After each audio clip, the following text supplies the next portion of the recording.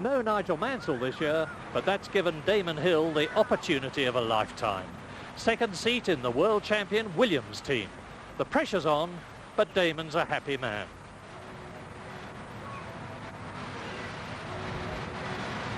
And with Alain Prost as teammate, Damon's got every reason to be happy. After sitting 1992 out, Prost is back to lead the Williams team as the most successful Grand Prix driver of all time. With Senna out, Prost was the favourite this year, but not anymore, for Ayrton Senna, who we thought was taking a sabbatical, hasn't. And that's very good news for Grand Prix racing and the media. So here at Kyalami near Johannesburg, a new Grand Prix season starts. A season that's rich with promise. New drivers, new engines, new cars, new regulations, all of which are going to make the racing unpredictable, especially here in the heat of Africa at an altitude of 6,000 feet. So, Williams, McLaren, Benetton, Lotus, Ferrari, Alain Prost is back. Senna's decided he's going to race after all. Who is going to get the job done best? Very soon, we'll start to know the answer. The testing is over, the action's begun. Not one of the teams has got the same two drivers as last year, and they've all got something new, something different that could dramatically affect the season. Alain Prost, for instance, now knows he's got a hard struggle ahead of him. For sure the car is not perfect. It would be stupid to say I'm 100% or 95%. You really don't know where you can reach your limit or not. I still think that I can be quicker than that for sure. But I also need a bit more confidence for myself, a bit more confidence from the people. Just put the pressure down a little bit. That's going to be now my second target. We have lots of small problems which are affecting the final performance, and I don't know how much I can expect, since it's the first time we run the car in hot conditions together with other cars. We just don't have enough information about it. We still have a few niggling problems with the car, and I'm sure it can be a lot better than it is at the moment, but we're working away at it steadily, and there's nothing like the heat of competition to really iron out the bugs and make a little bit more progress. So I think we'll be all right, but it's going to be very, very close. 1993 is going to be even more of a challenge for America's Indy racing champion, Michael Andretti. He's never driven in a Grand Prix, and he's therefore new to all the circuits, as well as his McLaren Ford. And he's got to master an entirely new kind of racing. But there's a lot more that's new here at Kyalami. Now here's a car that you won't recognise. It's the all-new, promising Sauber from the Swiss-based team who've got Mercedes-Benz connections and have been involved in sports car racing previously. For 1993, new regulations are going to mean the biggest changes in the cars for many years, and the most important of which is the rear tyres. This year they are a full 3 inches narrower. That's going to mean less grip, as is wing changes. So we're going to have less grip, and that's going to mean faster cars in a straight line. The cars are going to be slower around the corners, whilst the narrowing of the cars by a full 6 inches will contribute to more overtaking. The tyres are going to be worked harder too, and that's going to mean perhaps 2 pit stops. All in all, a great year's racing. So, welcome back Alain Prost in pole position with Ayrton Senna on the front row. Row 2, Schumacher and Damon Hill. Alesis Ferrari 5th and JJ Leto a superb 6th in the Sauber. Row 4, Patrese and Mark Blundell ahead of Michael Andretti and Carl Wendlinger. Martin Brundle starts 12th for his first Ligier drive. Johnny Herbert is a disappointing 17th. And Derek Warwick in last year's footwork starts 22nd on the 26-car grid.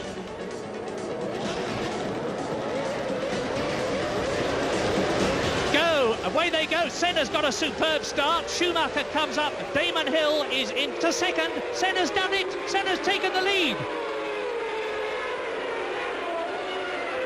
And look at that, a spin. It's Damon Hill. He's overdone it. Prost goes through. Andretti's been left at the start. It's all happening here at Kyalami. Well, there we are. Eric Comas is stuck on the grid, and so is Andrea De Cesaris. Well, so it looks as though the entry is down to 23 already. Alain Prost goes through. Well, Ayrton Senna, an absolutely magnificent start. The Brazilian is right back in the groove. Look at that. And Schumacher is in second position with Alain Prost in third place. And in fourth position and fifth position, it's the two Saubers. JJ Leto is in fourth place. Carl Wendlinger, his teammate, is in fifth place. And already the South African Grand Prix is turning out to be a stunner. So now we have a replay of the start, and you see Senna gets a tremendous start, gets way comfortably into the lead. Hill coming through from the second row into second place, with Prost third and Schumacher fourth. And there Damon Hill spins, loses it, that's inexperience I'm sure, and Prost gets slightly held up, and Schumacher down the inside to take second place. But Senna taking full advantage of having Prost behind Schumacher's Benetton, and Prost seems to be losing ground. Well, this is a quite incredible start, because now Michael Schumacher in the Benetton, which was not going nearly as well as the Ford-powered McLarens during the practice session, and Senna leads Schumacher at the end of the first lap by 1.7 seconds, with Alain Prost third. The two Saubers, as I told you, of Leto and Wendlinger, there they go through the picture. Alesi is in sixth position. Mark Blundell, look for him, there he is behind Alesi. Behind him is Martin Brundle. So the two British drivers in the French Ligier team, which has Renault engines, are 7th and 8th. Riccardo Patrese is 9th. And we've got news on Michael Andretti from Jonathan Palmer in the pit lane. Apparently the problem was that Andretti lost the throttle, this fly-by-wire throttle. He lost hydraulic pressure when the engine revs got low, and that lost him the throttle. He's now got it and he's underway. Well, that's good news anyway. A poor start for Michael Andretti's Grand Prix year. His father, Mario, is watching him in Australia in Surfers Paradise with Barry Sheen and Nigel Mansell, because Mario and Nigel will be driving in the first Indy race next season, and Damon Hill is in 12th position. Yes, and I would think that Senna is probably already paying attention to looking after his tyres. He was... Nobody's quite sure whether they're going to have to stop or not for tyres. There's not enough knowledge about these new tyres yet in hot conditions. And Senna certainly was hoping to try and get through the race. And, of course, having Prost with his bad start back in third place gives Senna the chance, the opportunity to take it a bit easy. And out goes the Ivan Capelli. Well, he had terrible luck with Ferrari, and it looks as though his luck is not continuing now that he's moved to the Jordan team. Now there is Prost in third position. As you can see from the caption, he's fastest, and as you can see, he is starting to gain on Michael Schumacher. Prost now. Let's see. Well, he's visibly gaining on him, it seems to me, but now Ayrton Senna has put in a quick lap. It was the fastest at the time, but Prost has gone even quicker. The gap between... And I think it's a Minardi. It may well be Fabrizio Barbazza. We need to have a look at the actual car itself. But anyway, there is Alain Prost, and Andretti comes into the pit. Yes, and a big disappointment for Michael Andretti. It hasn't been a tremendously happy start to his Grand Prix career, but he's impressed everybody here with his attitude and his confidence. I'm quite sure he'll be bouncing back. But look at this. This is a terrific scrap, led by Gerhard Berger's Ferrari in 9th position, followed by Philippe Alliot's LaRousse, and Damon Hill in the Williams trying to get past both of them. Behind him is Zanardi. Then in 13th place is Rubens Barrichello and Johnny Herbert in the Lotus. And Prost getting right onto Schumacher's tail, but Schumacher's got the inside line. And Prost is through. Prost has made it. And that was Renault Power that did that for Alain Prost. There is Wendlinger in the pits, and that means to say that Jean Alesi goes up to 4th position. Mark Blundell goes up to 5th place. Brundle goes to 6th. Jonathan Palmer, a quick update, please, on Wendlinger, because it's all action at the front. That was a 10-second penalty that Wendlinger came in for. He was judged to have had made a jump start. Thank you again. Well, that's a fairly new rule, but Wendlinger got away a bit too well. and the rule is that you are shown a flag, you have to come in, stop for 10 seconds and accelerate away again. He's now in 8th position, is Carl Wendlinger, behind Riccardo Patrese's Benetton, and the top 8 as you watch the race for the lead. Senna leads Prost, Schumacher is 3rd, Alesi is 4th, and Prost goes for it. Senna moves across, Prost goes to the right. Prost was maybe trying to serve a dummy to Senna, in which case the Brazilian outthought him. I must say, the Williams looks very, very impressive. The power of the Renault, and that's Hill going off with Zanardi. Well, Damon Hill's race finishes. Damon, of course, as I said, was under enormous pressure. Maybe, I don't know, maybe he's been trying a little bit too hard to make up for that spin at the beginning of the race. Damon has had problems under pressure in the past, I remember in Formula 3000, but for whatever reason, maybe he was trying too hard to get... here's a replay. Now, there goes the LaRousse, and as you can see, Damon Hill was already in front of Zanardi, and I do apologise if anybody thought I was saying anything against Hill, because it was clearly Zanardi trying to dive through on the inside of Damon's Williams, Zanardi in the Lotus, that caused the problem. Indeed it was, but we weren't to know until we saw the replay, Murray. But yes, that was a bit over-ambitious by Zanardi, and he locked his brake, and once the brake's locked, you lose braking effect, and he had nowhere to go but to slide into Hill's Williams. Disappointing debut for Williams. As Prost gets inside Senna, Senna slams the door right across Prost's bows. But I was saying just before that incident, now we see from, I think, is this Prost's Williams? That's the view from Prost's car.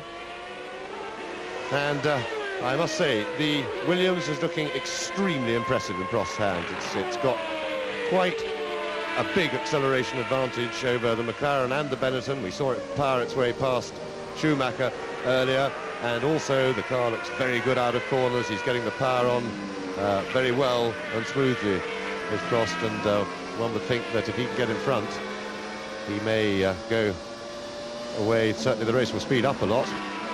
Watch Senna, Prost and Schumacher, and I will tell you that the reconstituted Ligier team, as Prost is now on the inside, this is his opportunity.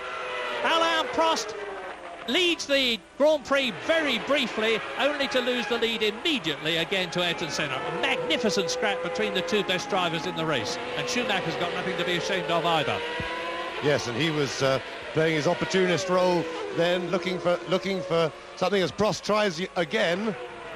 And Senna, of course, had the inside line for the left-hander of that S-bend, that double corner, and that was crucial. Behind these three, Jean Alesi in the Ferrari is fending off a strenuous attack from Marc Blundell in the Ligier, who is supported by Martin Brundle, who's right behind him. They're in 5th and 6th place and trying to find a way around Alesi's Ferrari. And that's, well, as you can see, it's one of the Minardis, but whether it's Barbazza or Christian Fittipaldi, I don't know. I can't see the number, I can't see the driver. I guess it's more likely to be Fabrizio Barbazza, who is, yes, it is Fabrizio Barbazza, who is out of the race, incidentally. And Prost having another go. Prost is alongside Senna, nose in front, and Prost is through. So Alain Prost takes the lead in the South African Grand Prix. Now, let's see what speed he's got to get away. I anticipate this race will speed up quite a bit now, and we'll see how much more speed Senna can find. Well, just as a datum point, the lap speeds were around 122.2 before, and now Schumacher goes through. Now, has Senna got a problem? It's most unlike the Brazilian to yield voluntarily, first to Prost and then to Schumacher. Well, what possible answer is that Senna is going to come into the pits, I presume, for tyres, but we don't know for sure. There's 6 retirements, incidentally. Yes, we have news that it's definitely for tyres. Ayrton Senna coming in. Yes, and lots of activity clearing up that accident there from the Hill and Zanardi.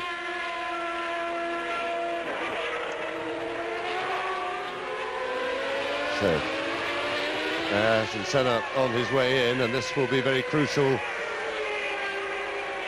And so is Schumacher. So both of them in. Schumacher and Senna. Big pressure on the pit crews now. This could could change the race because whoever is out first is going to have a big advantage. Senna goes out in 6.8 seconds. And I've missed a big... Yes, Schumacher behind him. So Senna has regained the second place that he temporarily held on that lap. Now, we believe that Alain Prost is coming in.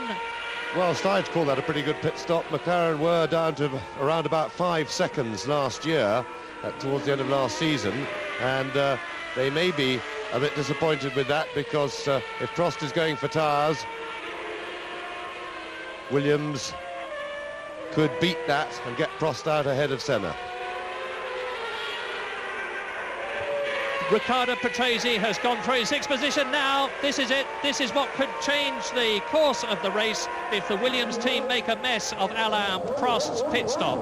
It's happened in the past. You remember Nigel Mansell had all sorts of problems. Wheel came off. But it's happened with him with Ferrari too. That's a bit slow. That's 7.6 seconds. Now, is Alain Prost going to exit the pit lane before Ayrton Senna and Schumacher arrive? Yes. Yes. Alain Prost goes through, and there is the Lola behind him. Now that's going to hold up Senna and Schumacher. It's still Prost, Senna and Schumacher, and all three of the lead drivers on lap 26 out of 72 have changed tyres. I doubt that they'll have to change again with Schumacher now. Hello, who's that? It's Zanardi. Alesi pushing as ever, tyres smoking, passes Derek Warwick. That gives Riccardo Patrese the challenge now, because he's got to try and get past the Englishman in the footwork car. Derek Warwick then in 15th position. Oh, out goes the LaRousse of Philippe Alliot. And Prost now starting to pull away. He's 6.5 seconds clear of Ayrton Senna. Sean Alesi in the pits for tyres. He was in 4th position. And while he's getting out, let me tell you that there are 9 different constructors in the first 10 places, and that is very healthy for Formula One. And this is healthy too. Senna fighting Schumacher for 2nd place. Alain Prost is clearing off. He's just gone round in 1 minute 19.89. That's another fastest lap, and he is 8 seconds ahead of this battle for 2nd place.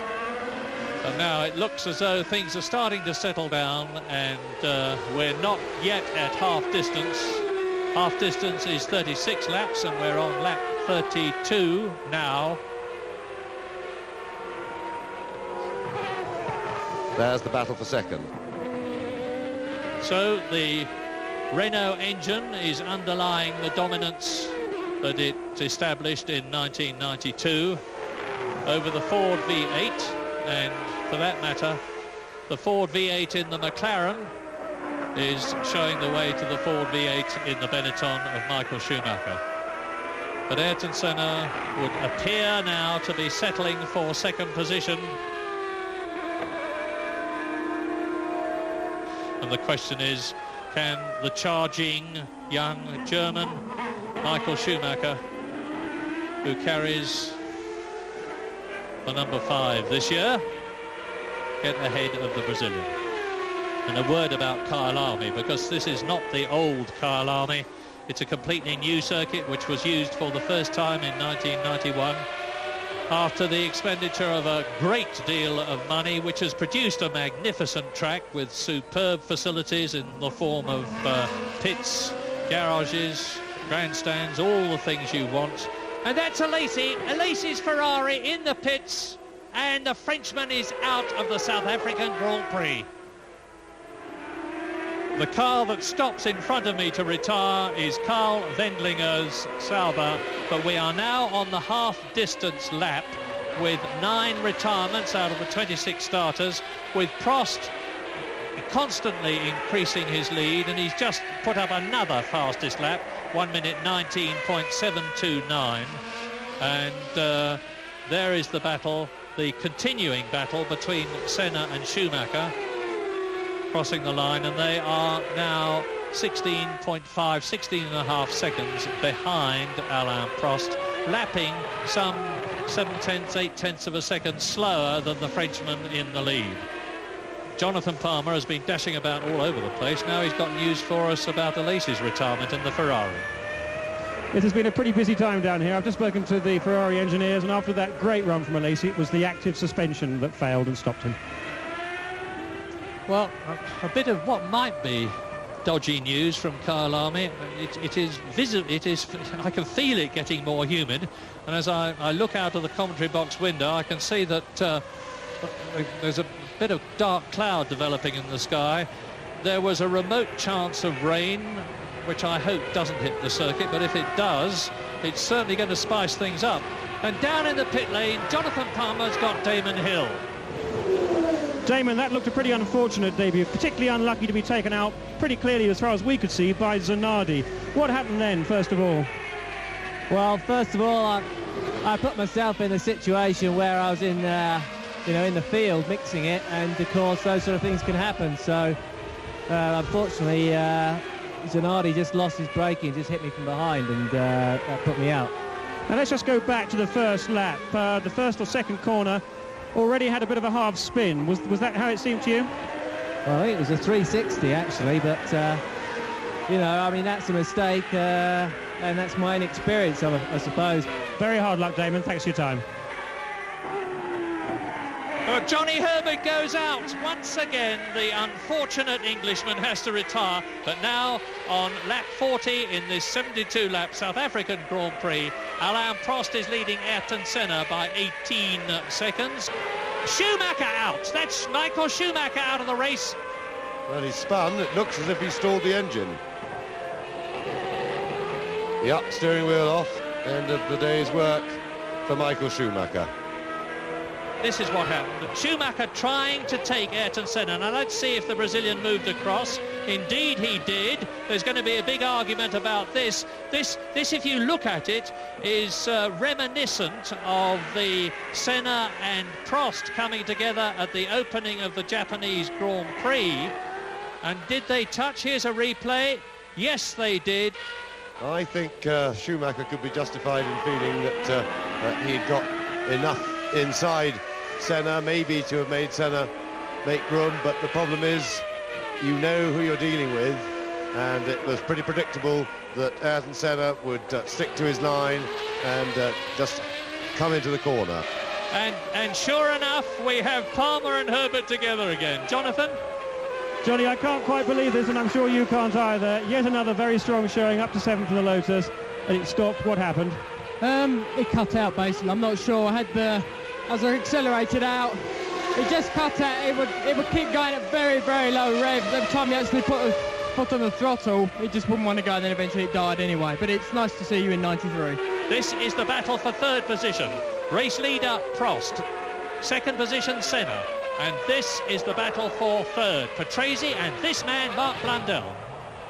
And he's going very well indeed, and it's at Patrese off. And Patrese had the advantage of fresh rubber, I was about to say. He goes off. Can he keep the car moving? Because, no, he looks like he's beached it. No, stuck in the gravel. That's normally the way.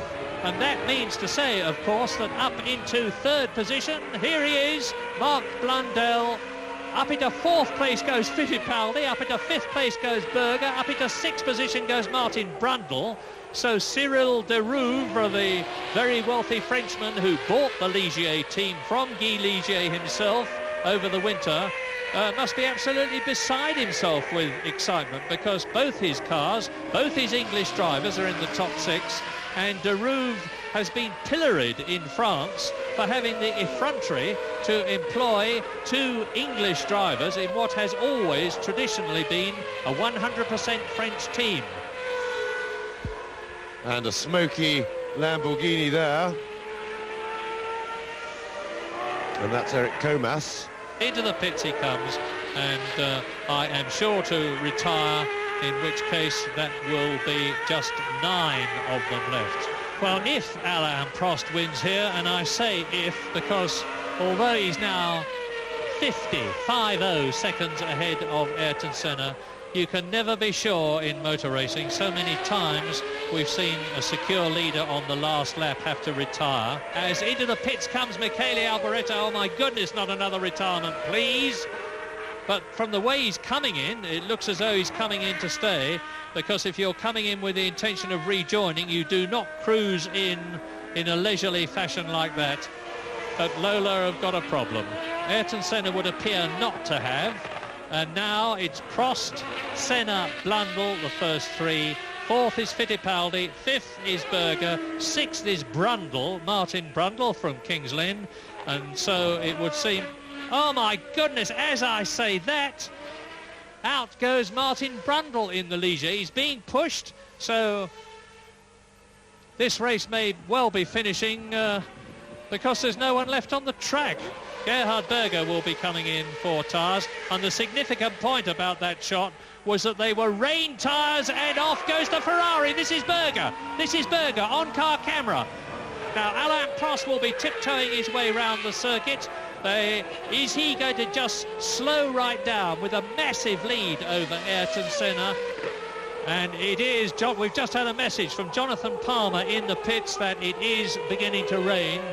And in the immortal words of Jackie Stewart, I can see a few wee spots of rain myself on the track. Well, you can see the rain on the screen now. It is starting to come down very hard indeed. Prost slows down. Gerhard Berger closes right up on him.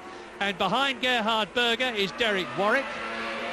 Well, now this is starting to get very exciting for the race. Derek Warwick tries to pass Berger, but don't get too excited about it because he's 2 laps behind the Austrian in the Ferrari.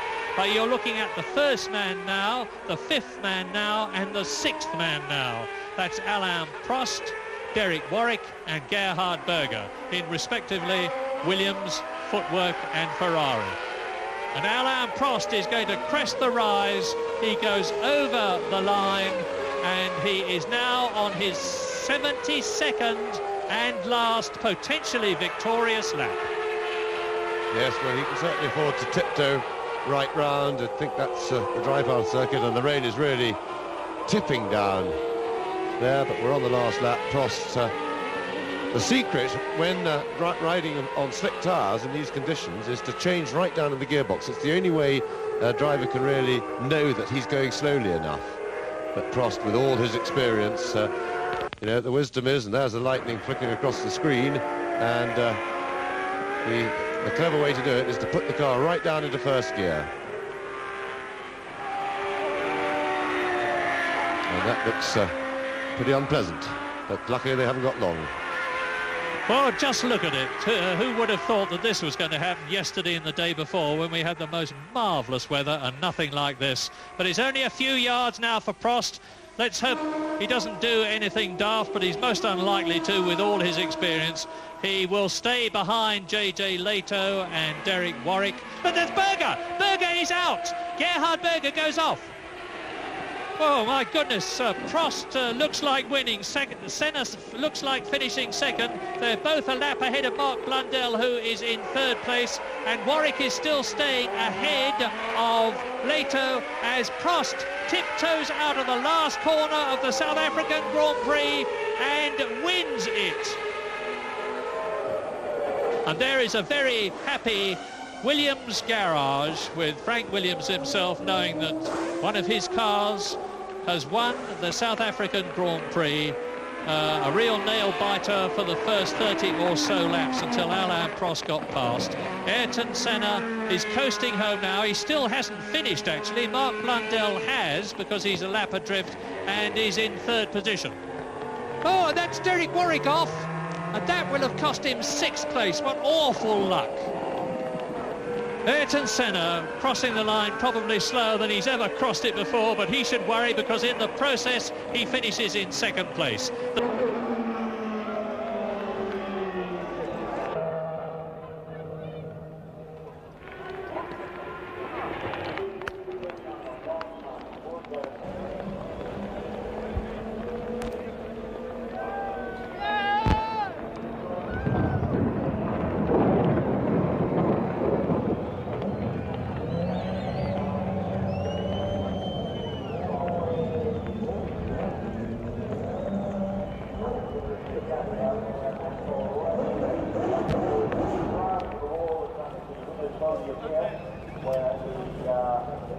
The winning driver,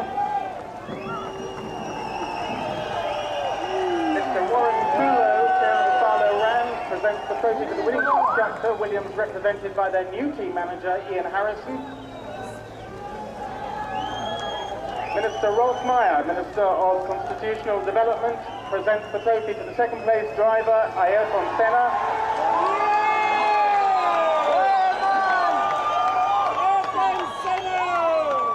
Mr. Dave Clapham, President of AASA Motorsport, presents the trophy to Mark Blundell on his first visit to a Grand Prix rostrum. Congratulations to you all.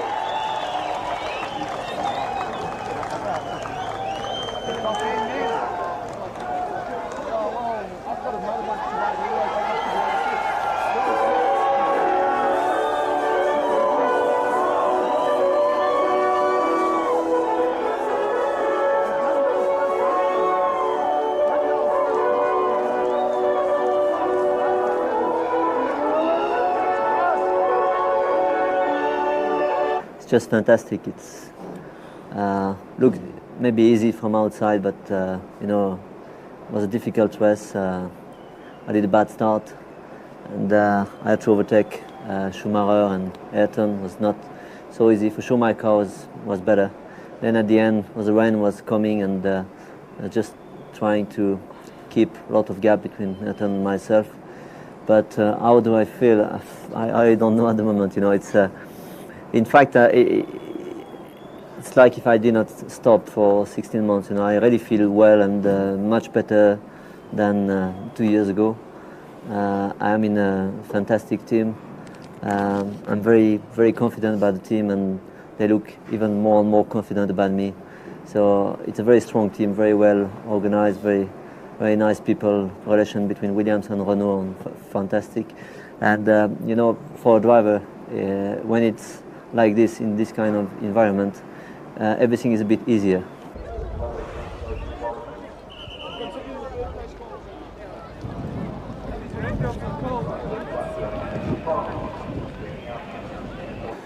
I had a good run on the early laps, and my car was handling good. Everything was functioning okay, but suddenly I had a problem, an electronic problem, I don't know what it is. And the car just stopped working completely. And instead of building up a gap at that stage that I was doing over Schumacher, I lost immediately the advantage, and I was struggling even to keep going. I thought even about stopping, but I knew they couldn't do anything. I just carry on, but the car was undrivable. It's just suddenly, it was incredible. Just one corner, suddenly, boom, the car changed like everything was wrong, and it was that way from there on. I stopped right away from tires to improve a little bit. We changed tire pressures just to help. I told them over the radio, but the car was, unfortunately, very bad.